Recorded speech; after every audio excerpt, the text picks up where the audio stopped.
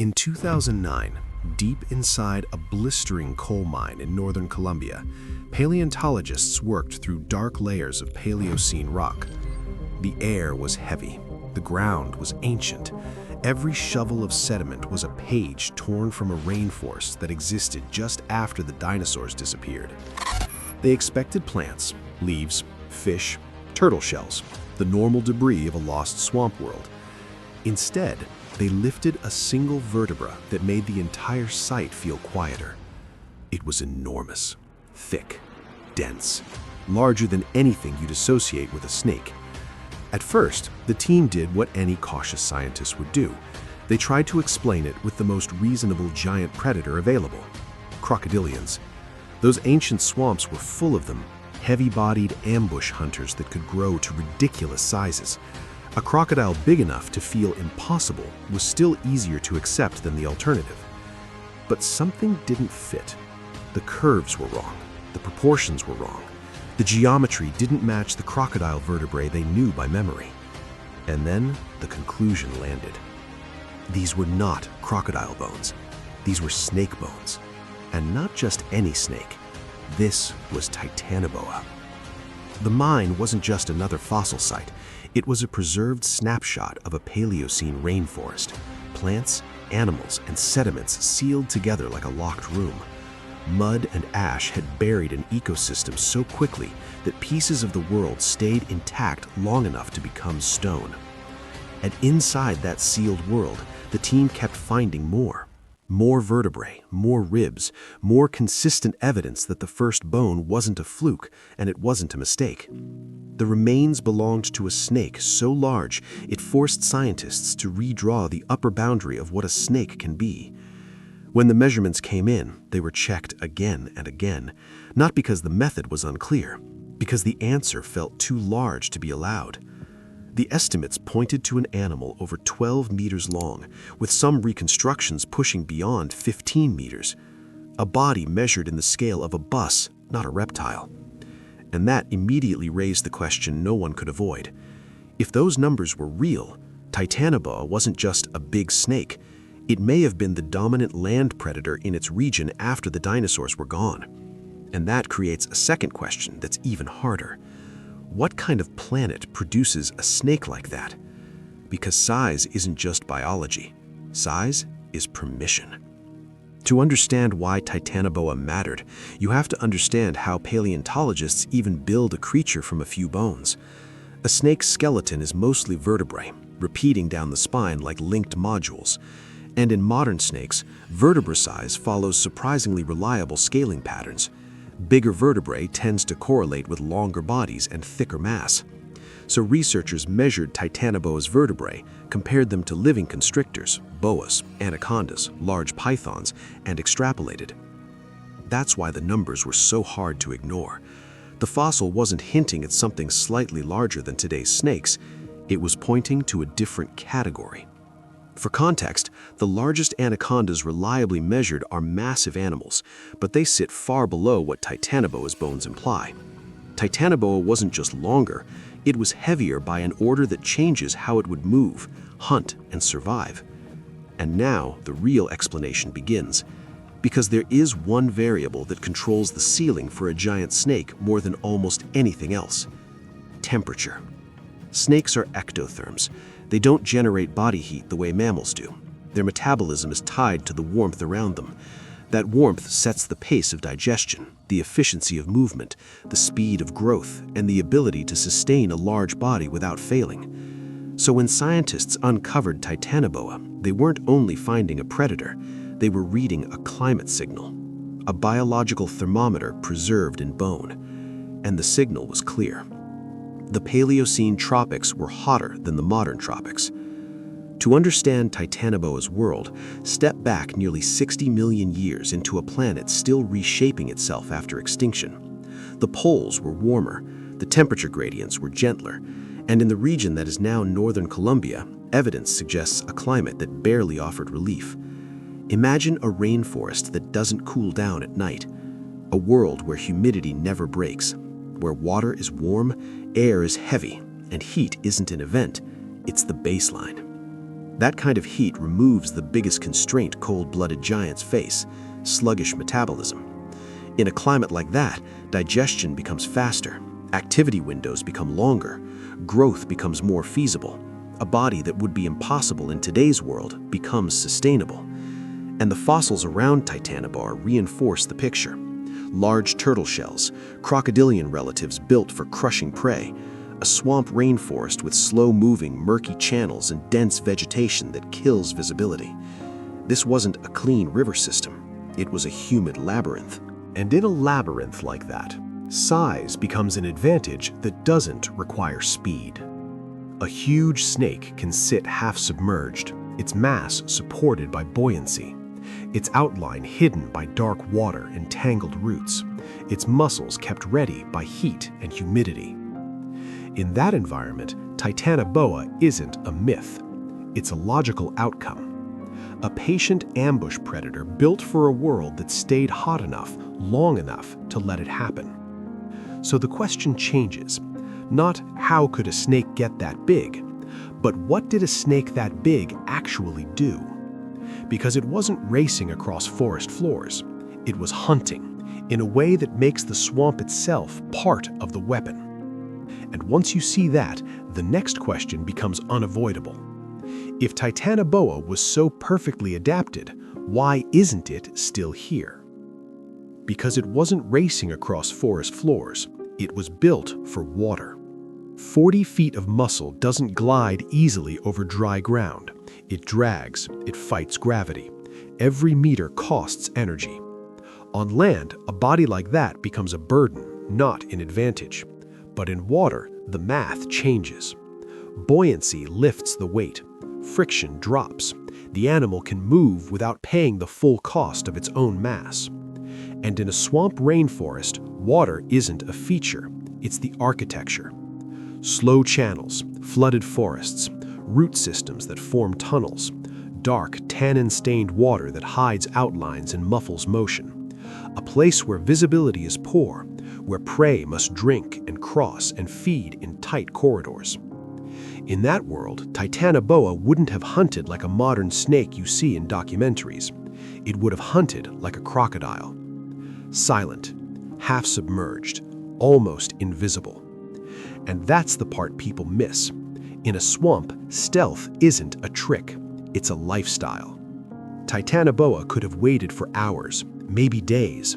A warm climate makes waiting cheap for an ectotherm. The body doesn't need to burn fuel just to stay alive. It can stay still until the geometry is right. Then the strike happens at close range. Not a long chase, not a dramatic pursuit, just sudden contact. And once a constrictor makes contact, the hunt stops being about speed. It becomes about control.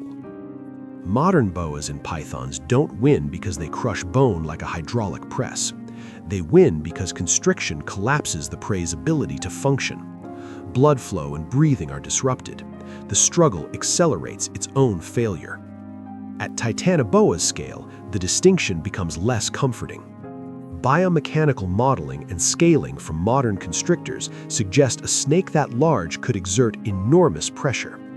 Not as a constant squeeze forever, but as a rapidly tightening, overwhelming restraint that turns a large animal into a trapped animal in seconds. In other words, you don't escape a Titanoboa coil, you just realize too late that you were already inside it. So what was it eating? The fossil site gives clues. This rainforest wasn't filled with modern prey types. Mammals existed, but many were still relatively small compared to later eras. The more obvious targets are the heavy, abundant animals that lived where Titanoboa would have ruled. Large turtles, slow-moving, calorie-dense, often forced into predictable routes near water. Fish, plenty of them in confined channels where escape options narrow. Crocodilian relatives, present in the same system, but not necessarily the apex giants we think of today. Some were robust ambush predators with crushing teeth, adapted to hard-shelled prey, which suggests a world full of animals that relied on armor. And that's important. Armor only evolves when predation pressure is intense. If Titanoboa was sharing this swamp with thick-shelled turtles and heavy-jawed crocodilians, it wasn't living in a quiet ecosystem. It was living in a competitive one. A swamp where predators and prey were locked in an arms race, and heat kept the arms race running without pause. Because heat does something else. It speeds up digestion. A giant snake isn't just hunting, it's processing. After a massive meal, a constrictor becomes slow and exposed. It needs time to digest. In cooler climates, that time is longer. The animal stays vulnerable for longer. In a relentlessly warm climate, digestion becomes more efficient. Recovery is faster. The snake returns to readiness sooner. Which means Titanoboa's size wasn't just possible because it was warm, it was sustainable because it was warm all the time. No seasonal relief, no cold nights, no long periods where the engine idles too low. Now, imagine the swamp again. A wide, slow channel, dark water, vegetation hanging low, logs and roots forming false shapes. A turtle slides off a bank. A crocodilian drifts too close to the wrong shadow. Titanoboa doesn't need to be aggressive, it needs to be positioned. That is what makes it so unnerving. It isn't a creature you'd see coming. It is a creature you'd notice only after the environment stops behaving normally. A ripple that doesn't match the rain. A movement that doesn't match the current. Then nothing, and the animal is gone beneath the surface. So if Titanoboa was that effective, perfectly matched to its habitat, why did it vanish? The answer is simple in the way the most brutal answers often are. The planet cooled. Not overnight, not dramatically in a single year, but over geologic time, the warmth that made Titanoboa possible began to fade. Average temperatures dropped by a few degrees. Seasonal patterns shifted. Rainforests reorganized. Wetlands changed. Rivers became more variable. And for an ectothermic giant, a few degrees isn't a mild change. It's a catastrophic one. Because temperature isn't a comfort setting for a cold-blooded animal. It's a throttle. When the environment cools, metabolism slows, digestion slows, activity windows shrink, growth rates drop. The animal spends more time sluggish, more time vulnerable, more time waiting not because it's patient, but because it can't afford movement. And a giant body is expensive to maintain even when you're efficient. A Titanoboa-sized snake needs large meals to justify its mass. If digestion slows and hunting windows narrow, the math stops working. It doesn't die in a dramatic battle. It dies in slow motion. Now add the second pressure. The ecosystem didn't just cool, it changed. As time moved forward, mammal lineages diversified and expanded. Warm-blooded animals can stay active in cooler conditions. They can forage longer. They can exploit seasonal shifts. They can compete in ways ectotherms struggle to match when temperatures decline. And the prey base likely shifted too. If the giant turtles decline, if the swamp labyrinth becomes less stable, if water channels become more seasonal, the entire food web that supported a giant ambush specialist begins to thin. Titanoboa's success was built on a specific arrangement: heat, wetlands, abundant prey, predictable ambush geometry. Change any of those and the advantage collapses. And when several change at once, the collapse becomes inevitable. Which means Titanoboa didn't disappear because something better replaced it. It disappeared because the environment stopped granting permission for that body plan. A giant ectotherm is a contract with climate.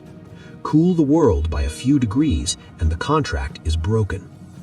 But that conclusion leads to a darker thought, because it reframes Titanoboa more than an extinct predator. It turns it into a warning about what temperature can do to the boundaries of life itself. It turns it into a warning about what temperature can do to the boundaries of life itself. Because Titanoboa's story is not primarily about a snake, it's about thresholds. Modern ecosystems feel stable to us because we live inside a narrow range of conditions. We treat that range as normal, and then we imagine biology as fixed within that range. Titanoboa is proof that biology is not fixed. It expands when the environment allows it, and it contracts when the environment withdraws that allowance. The difference can be a few degrees. That is the part that should make you pause. Titanoboa didn't disappear because a meteor arrived. It didn't disappear because a new predator arrived and destroyed it. It disappeared because the world's background settings shifted slightly, and the largest snake to ever exist was no longer viable. That means climate doesn't just influence ecosystems, it defines the outer limits of what life can even attempt. So when you picture Titanoboa, don't picture a Hollywood serpent racing through trees. Picture a swamp rainforest that never cools down, murky channels under constant humidity, a heavy body supported by water, eyes just above the surface, a sudden strike, then silence. Because in that world, that was normal. And then, with a small drop in global temperature, normal changed. If you want to keep going from here, these 3 next videos connect perfectly. Nothing about megalania was normal. Here's why. The giant crocodile that ruled the swamps. Here's why. Why Earth's hottest worlds made giants. Here's why.